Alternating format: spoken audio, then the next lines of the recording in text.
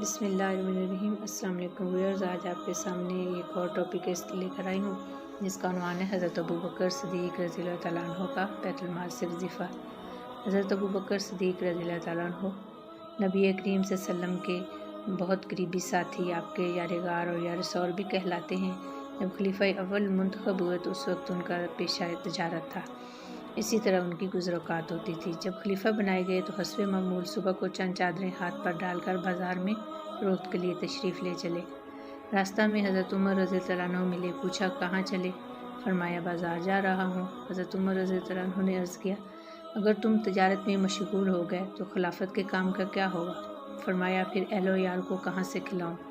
عرض کیا کہ ابو عبیدہ رضی اللہ تعالیٰ عنہ جن کو حضور صلی اللہ علیہ وسلم نے امین ہونے کا لقب دیا ان کے پاس چلیں، وہ آپ کے لیے بیت المال سے کچھ مقرر کر دیں گے۔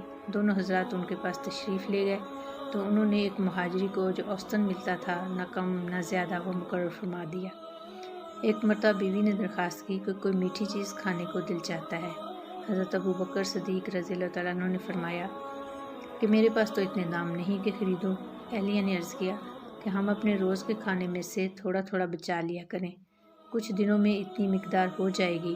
آپ رضی اللہ تعالیٰ عنہ نے اجازت فرما دی۔ اہلیہ نے کئی روز میں کچھ تھوڑے سے پیسے جمع کیے۔ آپ نے فرمایا کہ تجربے سے یہ معلوم ہوا کہ اتنی مقدار ہمیں بیت المال سے زیادہ ملتی ہے، اس لیے جو اہلیہ نے جمع کیا تھا وہ بھی بیت المال میں جمع فرما دیا، اور آئندہ کے لیے اتنی مقدار جتنا انہوں نے روزانہ جمع کیا تھا اپنی تنخواہ میں سے کم کر دیا۔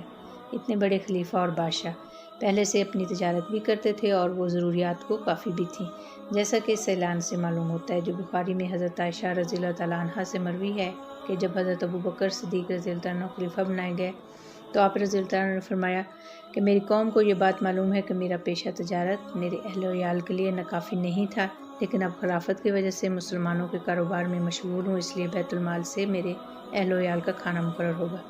اس کے باوجود حضرت ابوبکر صدیق رضی اللہ عنہ کا وصال ہونے لگا تو حضرت عائشہ صدیقہ رضی اللہ عنہا کو وصیت فرمائی کہ میری ضرورتوں میں جو چیزیں بیت المال کی ہیں وہ میرے بعد آنے والے خلیفہ کے حوالے کر دی جائیں۔ حضرت انس رضی اللہ عنہ فرماتے ہیں کہ آپ کے پاس کوئی دینار یا درہم نہیں تھا، ایک اونٹنی دودھ کی، ایک پیالہ، ایک خادم تھا، بعض روایات میں ایک اور ایک بچھونا بھی آیا ہے۔ یہ اشیاء حضرت عمر رضی اللہ عنہ کے پاس نیابت میں پہنچی تو آپ رضی اللہ تعالیٰ عنہ نے فرمایا کہ اللہ تعالیٰ ابوبکر رضی اللہ عنہ پر رحم فرمائے کہ اپنے سے بعد والے کو مشقت میں ڈال گئے۔ یہ واقعہ پڑھ کر ایسے لگتا ہے کہ جیسے کوئی یہ کہانی ہے، لیکن یہ کہانی نہیں ہے، حقیقت میں نبی کریم صلی اللہ علیہ وسلم کے صحابہ کرام ان کے پیروکاروں کی ایسی ہی زندگیاں تھیں۔ اگر ہم بھی اپنی زندگیوں میں تھوڑی سادگی، قناعت لے آئیں تو ہماری بھی زندگیاں آسان ہو سکتی ہیں۔ میانہ روی اختیار کریں، آخرت کو یاد رکھیں، کیونکہ ہم سے بھی حساب ہونا ہے۔ اللہ تعالیٰ ہم سب کو آسانیاں عطا فرمائے۔ اگر آپ کو آج کی یہ ویڈیو پسند آئے تو لائک، شیئر اور سبسکرائب کر دیں۔ جو لوگ کر چکے ہیں ان کا بہت شکریہ۔ اللہ تعالیٰ آپ سب کو خوش رکھے۔ پھر ملاقات ہوگی کسی نئے ٹاپک کے ساتھ۔ اللہ نگہبان۔